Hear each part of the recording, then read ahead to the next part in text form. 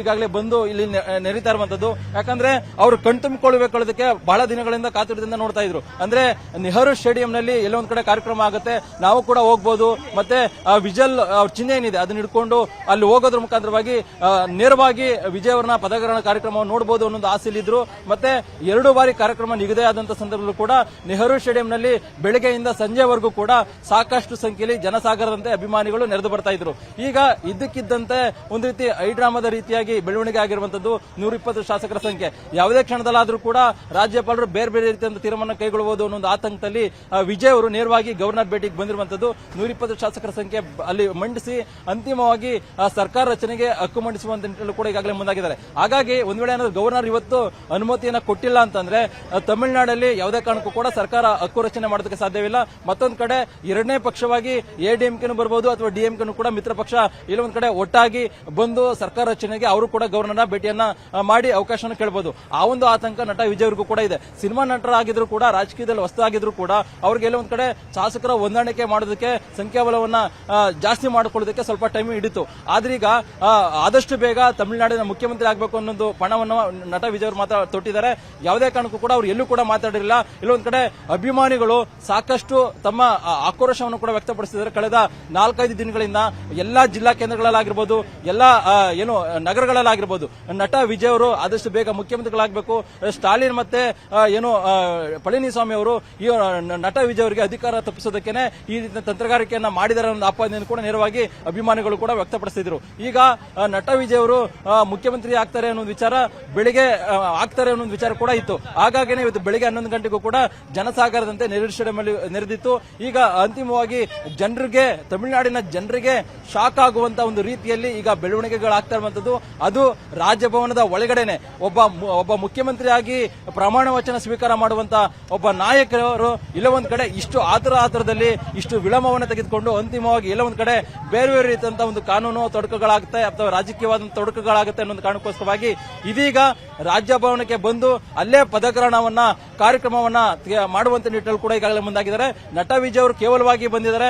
ನಟ ವಿಜಯ್ ಅವರ ಕುಟುಂಬ ಕೂಡ ಏನೋ ಬರ್ತಾ ಇತ್ತೇನೋ ಬಹುಶಃ ಅಂದ್ರೆ ಪದಗ್ರಹಣ ಕಾರ್ಯಕ್ರಮಕ್ಕೆ. ಆದ್ರೆ ರಾಜ್ಯಪಾಲರು ಈಗ ಸಂಖ್ಯಾಬಲ ಕೇಳಿದಂತ ಸಂದರ್ಭದಲ್ಲಿ ರಾಜ್ಯಪಾಲರು ಯಾವುದೇ ಗಳಿಗೆಯಲ್ಲಿ ಏನ್ ಬೇಕಾದ್ರೂ ತೀರ್ಮಾನ ತೆಗೆದುಕೊಳ್ಳಬಹುದು. ಯಾಕಂದ್ರೆ 2 ಬಾರಿ ಭೇಟಿ ಮಾಡಿದ ಸಂದರ್ಭದಲ್ಲಿ ನಟ ವಿಜಯ್ ಅವರು ಗವರ್ನರ್ ಒಂದು ಮಾಧ್ಯಮ ಪ್ರಕಟಣೆ ಹೊರಡಿಸಿದ್ರು. ಅವರ ಬಳಿ ಸಂಖ್ಯಾಬಲ ಇಲ್ಲ, ಅವ್ರ ಬಗ್ಗೆ ಅವ್ರ ಜೊತೆ ಚರ್ಚೆ ಮಾತ್ರ ಮಾಡಿದೀವಿ, ಯಾವುದೇ ಒಂದು ಅಂತಿಮವಾದ ನಿರ್ಧಾರವನ್ನ ನಾವು ತೆಗೆದುಕೊಂಡಿಲ್ಲ ಅನ್ನೋ ಮಾಧ್ಯಮ ಪ್ರಕಟಣೆ ಹೊರಡಿಸಿದ್ರು. ಮತ್ತೆ ನಿನ್ನೆ 3ನೇ ಬಾರಿ ಭೇಟಿ ಮಾಡಿದ ಸಂದರ್ಭದಲ್ಲೂ ಕೂಡ 3 ಶಾಸಕರು ಇದ್ದಕ್ಕಿದ್ದಂತೆ ತಮ್ಮ ಬೆಂಬಲವನ್ನು ವಾಪಸ್ ತೆಗೆದುಕೊಂಡ್ರು. ಮತ್ತೆ ವಿಷಯಕ್ಕೆ ಶಾಸಕರು ಕೂಡ ಉಲ್ಟವನ್ನ ಹೊಡೆದಿದ್ರು. ಹಾಗಾಗಿನೇ ಯಾವುದೇ ಕ್ಷಣದಲ್ಲಿ ಮುಂದಿನ ದಿನಗಳಲ್ಲಿ ಏನ್ ಬೇಕಾದ್ರೂ ಆಗ್ಬಹುದು ಅನ್ನೋ ಕಾರಣಕ್ಕೋಸ್ಕರವಾಗಿ ಈಗ ಏನು 120 ಶಾಸಕರ ಬೆಂಬಲವನ್ನು ಕೊಟ್ಟಿದ್ದಾರೆ, ಆ ಒಂದು ಶಾಸಕರ ಬೆಂಬಲವನ್ನ ತೆಗೆದುಕೊಂಡೇನೆ ಈಗಲಿಂದ ಈಗಲೇ ನಾನು ಮುಖ್ಯಮಂತ್ರಿ ಆಗಬೇಕು ಅನ್ನೋ ಕಾರಣಕ್ಕೋಸ್ಕರವಾಗಿ ನಟ ವಿಜಯ್ ಅವರು ಈಗ ಲೋಕಭವನದ ಒಳಗಡೆ ಹೋಗಿ ಗವರ್ನರ್ನ ಭೇಟಿ ಮಾಡಿ ಈಗ ಮುಖ್ಯಮಂತ್ರಿಗಳಾಗಿ ಪದಗ್ರಹಣವನ್ನು ಅಂದ್ರೆ ಮುಖ್ಯಮಂತ್ರಿಗಳಾಗಿ ಅಧಿಕಾರವನ್ನ ಸ್ವೀಕಾರ ಮಾಡುವಂತ ನಿಟ್ಟಿನಲ್ಲಿ ಮುಂದಾಗಿದ್ದಾರೆ. ಆದ್ರೆ ಗವರ್ನರ್ ಅವರು ಏನ್ ನಡೆಯನ್ನ ತಗೊಳ್ತಾರೆ ಅನ್ನುವಂಥದ್ದು ಅಂದ್ರೆ ಇದಕ್ಕಿದ್ದಂಗೆನೆ ಪದಗ್ರಹಣ ಕಾರ್ಯಕ್ರಮಕ್ಕೆ ಒಪ್ಕೊಳ್ತಾರ ಅಂದ್ರೆ ಏನು ಪ್ರಮಾಣ ವಚನ ಬೋಧನೆ ಮಾಡೋದಕ್ಕೆ ಏನಾದ್ರು ಒಪ್ಕೊಳ್ತಾರ ಅನ್ನೋದು ಈಗಿರ್ತಕ್ಕಂಥ ಕುತೂಹಲ. ಚೈತ್ರ, ಕೃಷ್ಣ, ಇನ್ನು ಕೇವಲ 2 ಸ್ಥಾನಗಳಲ್ಲಿ ಮಾತ್ರ ಗೆದ್ದಿದ್ರು ಕೂಡ ವಿಸಿಕೆ ಈ ಬಾರಿ ಕಿಂಗ್ ಮೇಕರ್ ಆಗಿ ಬಿಹೇವ್ ಮಾಡ್ತು. ಅಂದ್ರೆ ಆ ರೀತಿಯಾಗಿ ಬೆಂಬಲ ಕೊಡ್ತೀವಿ ಅಂತ ಒಂದ್ಸಲ ಹೇಳ್ತಾ ಇದ್ರು, ಮತ್ತೆ ಸಾಕಷ್ಟು ಡಿಮ್ಯಾಂಡ್ ಇಟ್ಟಿದ್ರು. 2 ಶಾಸಕರ ಬೆಂಬಲವನ್ನ ನೀಡಲಿಕ್ಕೆ ಡಿಸಿಎಂ ಹುದ್ದೆಗೆ ಒಂದು ಎಕ್ಸ್ಪೆಕ್ಟ್ ಮಾಡ್ತಾ ಇದ್ರು. ಈಗ ಯಾವೆಲ್ಲ ಷರತ್ತುಗಳನ್ನ ವಿಧಿಸಿ ಬೆಂಬಲವನ್ನ ನೀಡಿದ್ದಾರೆ ವಿಸಿಕೆ ಅವರು?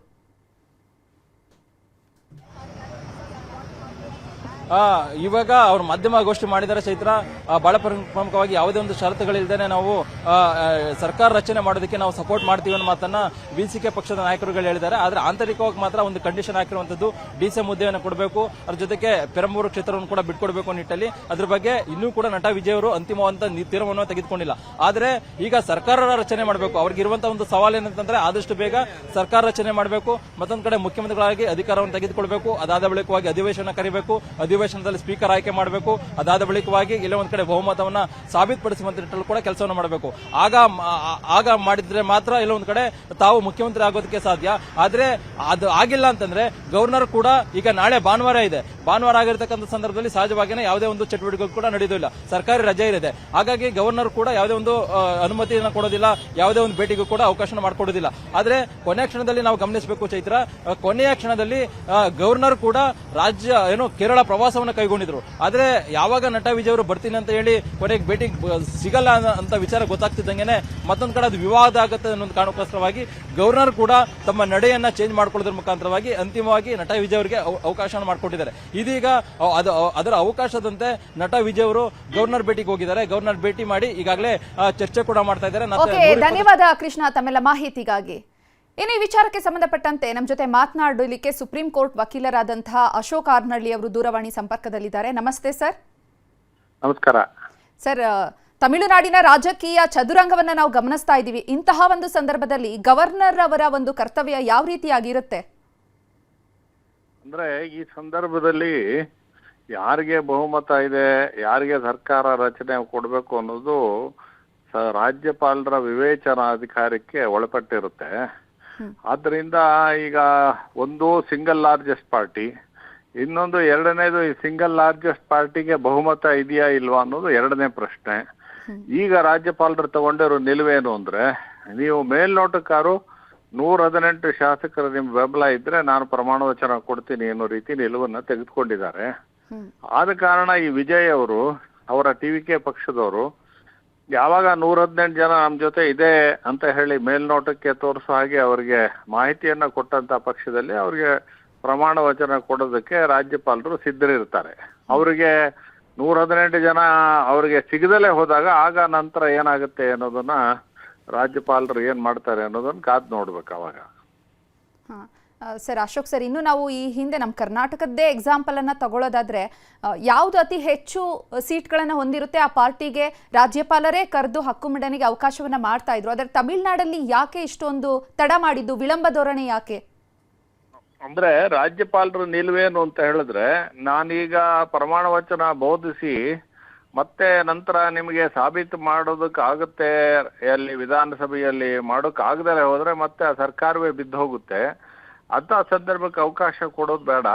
ಪ್ರಾರಂಭದಲ್ಲೇ ನೀವು 118 ಜನ ಇದ್ದೀರಿ ಅಂತ ಹೇಳಿ ತೋರಿಸಿದ್ರೆ ನಾನು ಪ್ರಮಾಣ ವಚನ ಬೋಧಿಸ್ತೀನಿ ಅಂತ ಹೇಳ್ತಕ್ಕಂಥದ್ದು ರಾಜ್ಯಪಾಲರ ನಿಲುವು. ಆ ದೃಷ್ಟಿಯಲ್ಲಿ ಅವರು ಅದನ್ನ ನಿಲುವನ್ನ ಬದಲಾಯಿಸೋದಕ್ಕೆ ಸಾಧ್ಯ ಇಲ್ಲ. ತಪ್ಪೋ ಸರಿಯೋ ಅದು ಇನ್ನೊಂದು ಪ್ರಶ್ನೆ. ಆದ್ರೆ ಈಗ 118 ಜನ ಇದ್ದಾರೆ ಅಂತ ಹೇಳಿ ತೋರಿಸಿದ್ರೆ ಅವರಿಗೆ ಸರ್ಕಾರ ರಚನೆಗೆ ಕೊಡೋದ್ರಲ್ಲಿ ಯಾವುದೇ ಸಂಶಯ ಇಲ್ಲ. ಕೊಡದಲ್ಲೇ ಹೋದ್ರೆ, ಇವರು 118 ಜನ ಕೊಡದಲ್ಲೇ ಹೋದ್ರೆ, ಯಾರು ಇನ್ಯಾರು ಸರ್ಕಾರ ರಚನೆಗೆ ಮುಂದುವರೆದಲ್ಲೇ ಹೋದ್ರೆ ಆಗ ರಾಜ್ಯಪಾಲರು ಬೇರೆ ಕ್ರಮ, ಅಂದ್ರೆ ಈಗ ಲೆಜಿಸ್ಲೇಚರ್ನ ಸಸ್ಪೆಂಡೆಡ್ ಅನಿಮೇಷನ್ ಅಂತ ಹೇಳ್ಬೋದು, ಅಥವಾ ರಾಷ್ಟ್ರಪತಿ ಆಳ್ವಿಕೆಗೆ ಮಾಡಿ ಯಾರು ಬಹುಮತ ಸಿದ್ಧಪಡಿಸೋ ತನಕ ಅದನ್ನ ಸಸ್ಪೆಂಡ್ ಮಾಡಿ ಅಲ್ಲಿ ತನಕ ಆ ಸ್ಥಿತಿಯಲ್ಲಿದ್ದು ಯಾವಾಗ ಬಹುಮತ ಸಾಬೀತುಪಡಿಸ್ತಾರೆ ಅವಾಗ ಅವ್ರಿಗೆ ಸರ್ಕಾರ ರಚನೆಗೆ ಅವಕಾಶ ಕೊಡ್ತಕ್ಕಂಥ ಮಾರ್ಗ ಇದೆ. ಆದ್ರೆ ಈಗಿರೋ ಪರಿಸ್ಥಿತಿಯಲ್ಲಿ ಇವರು 118 ಜನ ಇದ್ದಾರೆ ನಮ್ಮ ಜೊತೆ ಅಂತ ಹೇಳಿ ತೋರ್ಸಿದ್ರೆ ಈಗಲೇ ಸರ್ಕಾರದ ರಚನೆ ಕೊಡೋದಕ್ಕೆ ಅವಕಾಶ ಇದೆ. ರಾಜ್ಯಪಾಲರು ಅದೇ ನಿಲುವನ್ನ ಹೊಂದಿದ್ದಾರೆ. ಇನ್ನು ಈ ರಾಜ್ಯಪಾಲರ ವಿಳಂಬ ಧೋರಣೆಯನ್ನ ವಿರೋಧಿಸಿ ಟಿವಿಕೆ ಸುಪ್ರೀಂ ಕೋರ್ಟ್ ಮೊರೆ ಹೋಗಿದ್ರು. ಅಲ್ಲಿ ಯಾವ ರೀತಿ ಕಾನೂನಿನ ಹೋರಾಟಕ್ಕೆ ಅವಕಾಶ ಇರುತ್ತೆ ಇಂತಹ ಸಂದರ್ಭದಲ್ಲಿ? ಅಂದ್ರೆ ಸುಪ್ರೀಂ ಕೋರ್ಟ್ನವರು ಅನೇಕ ಸಂದರ್ಭಗಳಲ್ಲಿ ಮಧ್ಯಪ್ರವೇಶ ಮಾಡಿದ ಉದಾಹರಣೆ ಇದೆ. ಆದ್ರೆ ಈಗ ಸುಪ್ರೀಂ ಕೋರ್ಟ್ನಲ್ಲೂ ಸಹ ನೀವು 118 ಜನದಕ್ಕೆ ಏನ್ ಮಾಡ್ತೀರಾ ಅನ್ನೋ ಒಂದು ಪ್ರಶ್ನೆ ಕೇಳಿದ್ರೆ ಆ ಪ್ರಶ್ನೆಗೆ ಇವರಲ್ಲಿ ಉತ್ತರ ಇಲ್ಲ. ಹಾಗಾಗಿ ಸುಪ್ರೀಂ ಕೋರ್ಟ್ಗೆ ಈಗಲೇ ಹೋಗೋದ್ರಲ್ಲಿ ಏನಂತ ಉಪಯೋಗ ಆಗುತ್ತೆ ಅಂತ ಹೇಳಿ ನನಗನ್ಸೋದಿಲ್ಲ. ಆದ್ರಿಂದ ಇವರು 118 ಜನ ಇರೋದಕ್ಕೆ ಏನು ಅದಕ್ಕೆ ಬೆಂಬಲ ಇದೆ ಅನ್ನೋದಕ್ಕೆ ಪ್ರಯತ್ನ ಮಾಡಿದ್ರೆ ಒಳ್ಳೇದು. ಯಾಕೆ ಅಂತ ಹೇಳಿದ್ರೆ ಈಗ ಅವರು ಸಿಂಗಲ್ ಲಾರ್ಜೆಸ್ಟ್ ಪಾರ್ಟಿ ನಮಗ್ ಕೊಡ್ಲೇಬೇಕು ಅನ್ನೋದು ಒಂದು ಪಕ್ಷದ ವಾದ. ಇನ್ನು ಕೆಲವರು ಏನ್ ಹೇಳ್ತಾರೆ, ನಿಮಗೆ ಈಗಲೇ ಕೊಟ್ರೆ ನಂತರ ನಿಮಗೆ ಮತ್ತೆ ಸರ್ಕಾರ ರಚನೆ ಮಾಡೋದಕ್ಕೆ ಕೆಲವೇ ದಿನಗಳ ಅವಕಾಶ ಕೊಟ್ರೆ ನಿಮಗೆ ಈಗಲೇ ಬಹುಮತ ತೋರ್ಸೋದಕ್ಕೆ ಆಗ್ತಾ ಇಲ್ಲ, ಮತ್ತೆ ಸರ್ಕಾರ ಬಿದ್ದೋದ್ರೆ ಮತ್ತೆ ರಾಷ್ಟ್ರಪತಿ ಆಡಳಿಕೆ ಬರುತ್ತೆ. ಆದ್ರಿಂದ ಈಗಲೇ ನೀವು ಬಹುಮತದ ಒಂದು ಸಂಖ್ಯೆಯನ್ನ ತೋರಿಸಿ ಅಂತ ಹೇಳ್ತಾ ಇದ್ದಾರೆ. ಆ ದೃಷ್ಟಿಯಲ್ಲಿ ಈಗ ಒಂದು ಸಾರಿ ಇವರು ಬಹುಮತವನ್ನ ತೋರಿಸಿದಂತ ಸಂದರ್ಭದಲ್ಲಿ ರಾಜ್ಯಪಾಲರು ಮುಂದಿನ ಹೆಜ್ಜೆ ಇಟ್ಟಿಲ್ಲ. ರಾಷ್ಟ್ರಪತಿ ಆಡಳಿಕೆ ಮಾಡ್ತೀನಿ ಇನ್ನು ಯಾವ ಮಾತನ್ನು ಹೇಳಿಲ್ಲ. ಅದರಿಂದ ಟಿವಿಕೆ ಪಕ್ಷದವರು ಅವರು ಸಂಖ್ಯಾ ಬಲವನ್ನ ತೋರಿಸಿದ್ರೆ, ಕೆಲವೇ ಶಾಸಕರ ಬೆರಳೆಣಿಕೆ ಅಷ್ಟು ಶಾಸಕರ ಕೊರತೆ ಇದೆ, ಅದನ್ನ ತೋರಿಸಿದ್ರೆ ಸರ್ಕಾರ ರಚನೆ ಸುಗಮವಾಗಿ ನಡೆಯುತ್ತೆ. ಓಕೆ, ಧನ್ಯವಾದ ಸರ್ ಇಷ್ಟೊತ್ತು ನಮ್ಮ ಜೊತೆ ಮಾತನಾಡಿದ್ದಕ್ಕೆ.